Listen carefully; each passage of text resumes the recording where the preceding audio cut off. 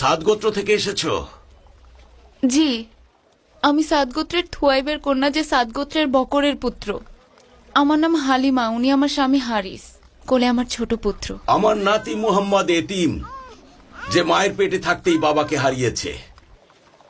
বড়ই বরকতময় শিশু আমার নাতি, তাই তোমরা তাকে নাও আর মায়ের স্নেহে লালন করো। সে সাদ গোত্রের কাছে বড় হতে পারলে আমি আনন্দিত হব। কিন্তু ও একটা এতিম শিশু, আমি কি করব তাকে নিয়ে? আমি মক্কায় তাকে রাখা নিয়ে শঙ্কিত। আল্লাহর কসম, তাকে দূরে কোথাও দিতে চাই না। কিন্তু তাকে মরুভূমির মধ্যেই বড় হতে হবে, কারণ এটা শহরে থাকা আরববাসীর একটা রীতি। সে বলিষ্ঠ দেহের অধিকারী হোক। আল্লাহ তোমাদের মঙ্গল করুন। আমরা একটা এতিম বাচ্চাকে নিয়ে কি করব? আমরা খুবই গরিব, অনর্বর ভূমিতে বসবাস করি। সব সময় আমাদের বেঁচে থাকার লড়াই চলে, যতক্ষণ না আমাদের ক্ষুধা গ্রাস করে। দুধ কিংবা মাংস খাওয়া তো আমাদের কল্পনারও বাইরে। শান্ত হও বাবা, শান্ত হও। কাবার মালিক নিশ্চয়ই তোমাকে রক্ষা করবেন। ও তোমার বাচ্চা? হ্যাঁ, আমার। মোহাম্মদ ওর মতো ছোট একটা বাচ্চা, ওকে নিয়ে যাও, ওরা দু ভাই একসাথে বড় হবে। বিশ্বাস করুন, আমি আপনাকে নিরাশ করতে চাই না। আপনাকে দেখে আমার মনে হচ্ছে আপনি খুব ভালো একজন মানুষ, কিন্তু আমার কি করার আছে বলুন? আপনি দেখুন না, আমার বাচ্চাটা ক্ষুধায় কেমন চিৎকার করছে। আমার বুকে তার জন্য যথেষ্ট দুধ তৈরি হচ্ছে না। আমি নিজেই জানি না আমি কি করব। ঠিক আছে, তোমরা যাও, আল্লাহ তোমার মনের আশা পূর্ণ করুক।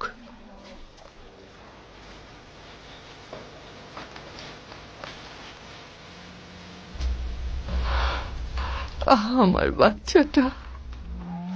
এতিম হওয়াটা একটা শিশুর জন্য অভিশাপের মতো।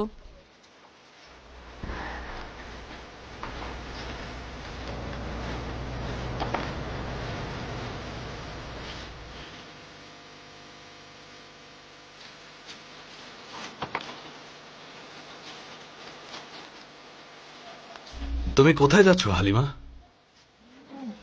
এভাবে শূন্য হাতে এখান থেকে ফিরে যাওয়াটা আমার ঠিক মনে হচ্ছে না, তাই শূন্য হাতে যাওয়ার চেয়ে এটাই উত্তম, শিশুটিকে নিয়েই যাই। সেটাই হয়তো ভালো হবে। কে জানে, আল্লাহ হয়তো এর চেয়ে বড় প্রতিদান দেবেন। আপনি অপেক্ষা করুন, আমি তার মার কাছে গিয়ে তাকে নিয়ে আসব। বাচ্চাদের দেখাশোনা করতে সাইমা আমাকে সাহায্য করতে পারবে। সে সাদ গোত্রের মধ্যে বেড়ে উঠবে। তাড়াতাড়ি যাও হালিমা, আমি এখানেই অপেক্ষা করছি।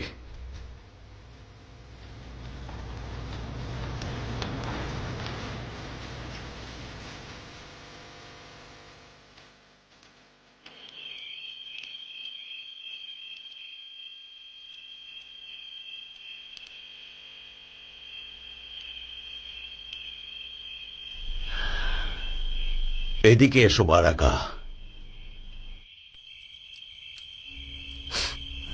এখানে বসো। এখন বলো কি হয়েছে? ওনারা মোহাম্মদকে নিয়ে গেছেন। মুহাম্মদকে তো ধাত্রী হালিমার কাছে দেয়া হয়েছে বারাকা। সে সুস্থ সবল মানুষ হিসাবে সাদ গোত্রের কাছে বেড়ে উঠুক। মক্কার এই অন্ধকার যুগে আমরা তাকে নিয়ে খুবই শঙ্কিত আছি। তুমি কি চাও না সে একজন সুস্থ সবল মানুষ হিসাবে বড় হয়ে উঠুক? হ্যাঁ, তার জন্য জীবনও দিতে পারি। খুব মনে পড়ছে ওকে। আমি ঘুম থেকে উঠে ওকে খুঁজছিলাম। যখন দেখলাম ও নেই, তখন থেকেই আর কান্না থামাতে পারছি না। ওর চেহারা চোখে ভাসছে। আমাদের সবারই মুহাম্মদের কথা মনে পড়ছে, অনেক মনে পড়ছে। রাব্বুল কাবার কসম, আমরা সবাই ওকে খুব ভালোবাসি, আর ওর বাবার মৃত্যুতে আমরা শোকাহত। আব্দুল্লাহ কোরবানি হওয়া থেকেও রক্ষা পেয়েছিল, তাকে ইয়াত্রিপে হারালাম। তোমাকে হারানোর বেদনা যদি বুঝতে আব্দুল্লাহ। কার জন্য দুঃখ করব? আব্দুল্লাহ নাকি তার এতিম ছেলের জন্য? আব্দুল মুত্তালিবের পরিবার, ধৈর্য ধরো।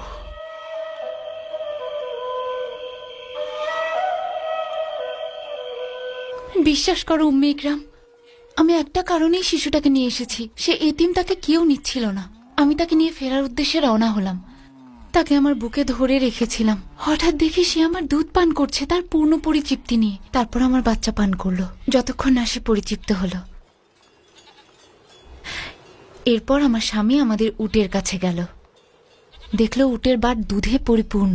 সেই দুধ আমরা পরিতৃপ্তি করে খেয়ে সবাই ঘুমোতে যাই। আমার বিশ্বাস তুমি বরকতময় একটা শিশু আমার ঘরে এনেছো হালিমা। তোমার কি মনে আছে হারিস, আমরা যখন মোহাম্মদকে নিয়ে ফিরছিলাম, আমি আমার দুর্বল বৃদ্ধ উট চালিয়ে আসছিলাম। তখন উটের গতি যেন আগের চাইতে অনেক গুণ বেড়ে গেল। কিন্তু যখন মক্কার উদ্দেশ্যে যাচ্ছিলাম, তখন এই উটটাই চলতেই পারছিল না। আমার বান্ধবীরা জিজ্ঞাসা করলো, এটা কি সেই উট? আমি বললাম হ্যাঁ। তারা বলল আশ্চর্যজনক।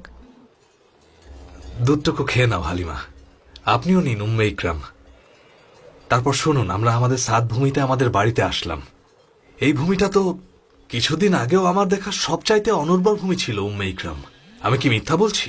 ঠিকই বলেছ হারিস। তোমার কি মনে নেই আমাদের অবস্থা? হ্যাঁ, মনে আছে। আমরা যখন আব্দুল্লাহর পুত্র মোহাম্মদকে নিয়ে এখানে ফিরে এলাম, আমাদের সবকিছু কিভাবে যেন পাল্টে যেতে শুরু করলো। আমার গবাদি পশুগুলোকে ছেলেদের সাথে মাঠে ঘাস খেতে পাঠাই, ফিরে আসে দুধে পরিপূর্ণ হয়ে। আমরা সবাই পরিতৃপ্তি নিয়ে পান করি। যেখানে সাত গোত্রের অন্য কেউ এক ফোঁটাও দুধ পাচ্ছে না, তারা তাদের রাখালদের কি বলে জানো?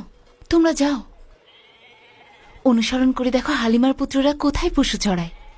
মোহাম্মদ আমাদের জন্য সৌভাগ্য এনেছে। ও এখন কোথায়? ও ভাইদের সাথে পশু চড়াতে গিয়েছে। মাত্র 2 বছর বয়স, অথচ দুধ ছাড়িয়ে দিয়েছি। এই বাচ্চাটা আমাদের কাছে আমানতের মতো হালিমা। ওকে ওর পরিবারের কাছে ফিরিয়ে দেওয়ার সময় চলে এসেছে। হ্যাঁ আমি জানি হারিস, কিন্তু আমি যে ওকে ছাড়া থাকতে পারবো না। ওর মা আমিনা যদি আরো 2টা বছর আমাদের কাছে ওকে রাখার অনুমতি দিতেন। আমি নিজেও চাই ও আমাদের সাথে থাকুক, কিন্তু যেটা নিয়ম সেটা তো আমাদের মানতেই হবে, তাই না? আব্বা, ভাই মোহাম্মদকে নিয়ে কি বললে? আমরা ওকে ওর পরিবারের কাছে ফিরিয়ে দেব।